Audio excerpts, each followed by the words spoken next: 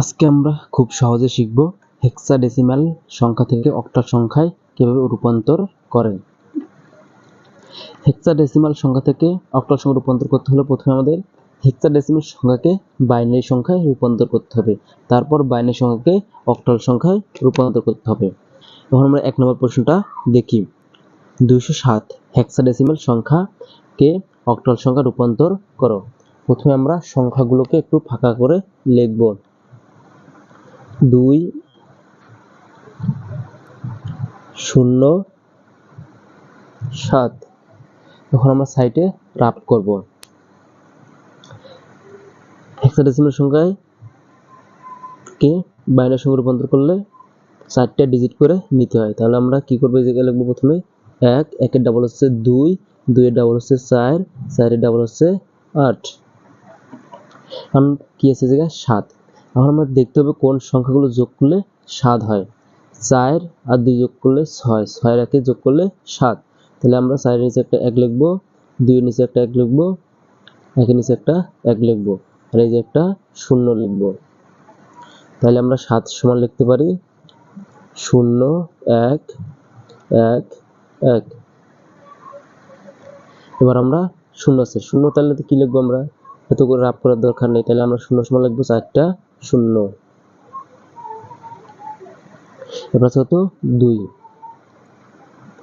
2 সমান লিখতে পারি কি আমরা, তাহলে এই যে 2 আছে, তাহলে 2 এর নিচে একটা 1, আর বাকি সবগুলো সমান হচ্ছে কি 0। তাহলে আমরা এই যে লিখতে পারি 2টা 0 একটা 1 0। এখন আমাদের কি করতে হবে, 3টা করে ডিজিট নিতে হবে, কারণ বাইনারি থেকে অক্টালে গেলে 3টা করে ডিজিট নিতে হয়। তাহলে আমরা 3টা করে ডিজিট আলাদা করি, 1টা 2টা 3টা, 1টা 2টা 3টা, 1টা 2টা 3টা, তারপর 1টা 2টা 3টা। এখন আমরা এই 3টা একসমান কি লিখতে পারি, যদি আমরা এই 3টা এক জায়গায় বসাই তাহলে কি আছে 4 আর 2 হচ্ছে 6, 6 আর 1 7। তাহলে 3টা একসমান আমরা কি লিখতে পারি 7। এই 3টা 0 সমান আমরা কি লিখতে পারি একটা 0। আবার এই 3টা 0 সমান কি লিখতে পারি আমরা একটা 0। তারপর আছে 1 2টা 0। তাহলে আমরা এই যে কি লিখতে পারি, তাহলে আমরা মনে করে এই জায়গায় বসালাম 1, এই যে বসালাম একটা 0, এই যে একটা 0, তাহলে এই যে কি থাকে 1। তাহলে আমরা এই জায়গায় কি লিখতে পারি 1। এখন আমরা অ্যানসার লিখব।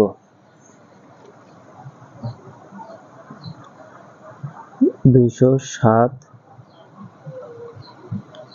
হেক্সাডেসিমাল সংখ্যা সমান হচ্ছে 1007 অক্টাল সংখ্যা। এবার আমরা এই অঙ্কটা দেখি। 0.54 হেক্সাডেসিমাল সংখ্যাকে অক্টাল সংখ্যায় রূপান্তর করো। তাহলে প্রথমে আমরা কি করব, সংখ্যাগুলো একটু ভাগ করে লিখব। 0.54। এখন আমরা কি করব, রাফ করব। 1 2 4 8। এখন কি করব, 5কে বাইনারি সংখ্যায় রূপান্তর করব। তাহলে আমরা দেখতে পাবো সংখ্যাগুলো যোগ করলে 5 হয়। 4 আর 1 যোগ করলে 5, 4 এর নিচে একটা 1, 1 এর নিচে একটা 1, বাকি দুই সংখ্যা নিচে 0। তাহলে আমরা 5 সমান লিখতে পারি 0 1 0 1 আছে 4। 4 সমান কি লিখতে পারি, এই যে 4 আছে, তাহলে 4 এর নিচে 1, বাকি সংখ্যাগুলো নিচে 0। তাহলে 4 সমান লিখতে 0 1 0 0। দশমিক, এখন আমরা কি করব, দশমিক পরের সংখ্যাতে বাম দিক থেকে শুরু করতে হয়।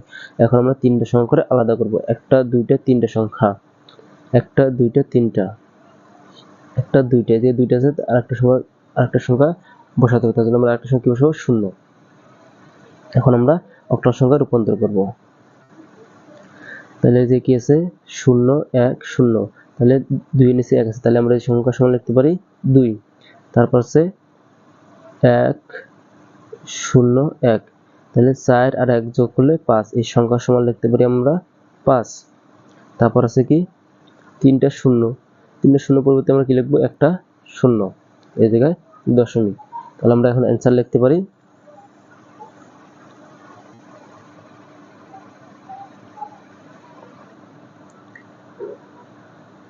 0.54 হেক্সাডেসিমেল সংখ্যা সমান হচ্ছে 0.250 অক্টাল সংখ্যা। এবার আমরা এই অঙ্কটা দেখি।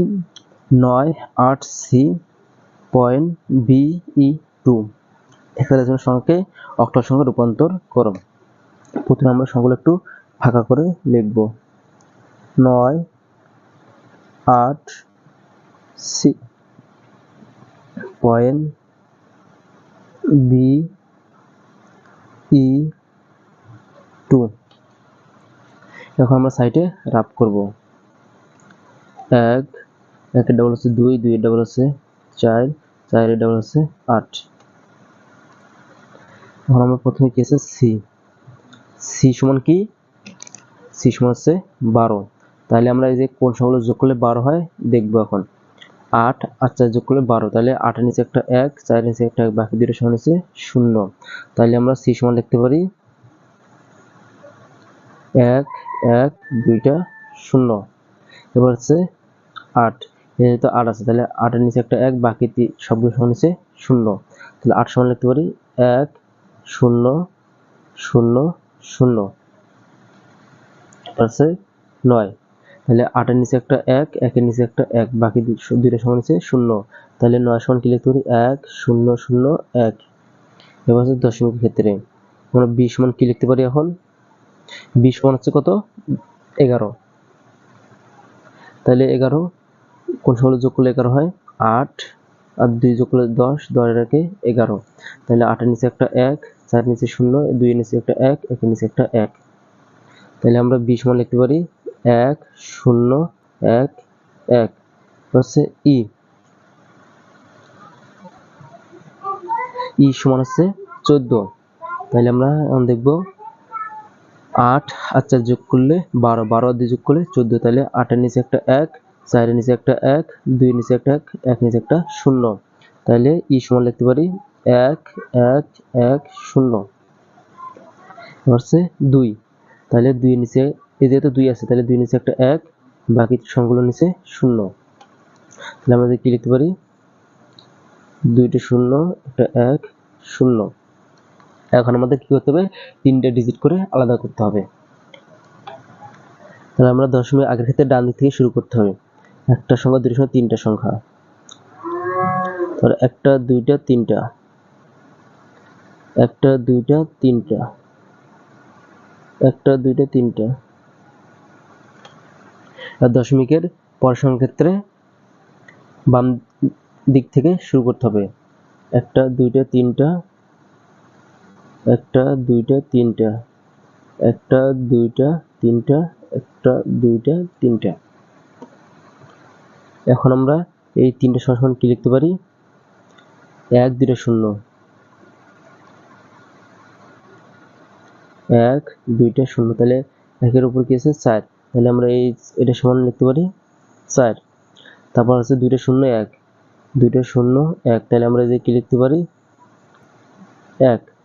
তারপর আছে 2টা 1 একটা 0, 1 1 0। তাহলে 4 আর 2 যোগ করলে 6, তাহলে আমরা এই সমান লিখতে পারি 6। তারপর আছে 1 2টা 0, 1 2টা 0, তাহলে এই যে 4। তাহলে আমরা এই সমান কি লিখতে পারি 4। হচ্ছে দশমিক পরের সংখ্যার ক্ষেত্রে এসেছে 1 0 1, তাহলে 4 আর 1 যোগ করলে 5। এই সংখ্যা সমান লিখতে পারি আমরা 5। এদিকে দশমিক। তারপর হচ্ছে 3টা 1 1 1 1, 3টা 1 বসালে 3 সঙ্গে যোগ করলে হচ্ছে 7। তাহলে এই সংখ্যা সমান লিখতে পারি 7। তারপর আছে 1 এর পর 2টা 0, 1 এর পর 2টা 0 হলে 4, যদি আমরা লিখব 4।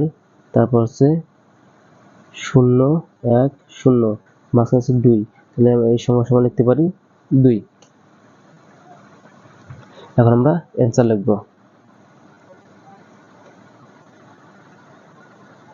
9(8)C.BE2 হেক্সাডেসিমেল সংখ্যা সমান হচ্ছে 4 6 1 4 0.5742 অক্টাল সংখ্যা।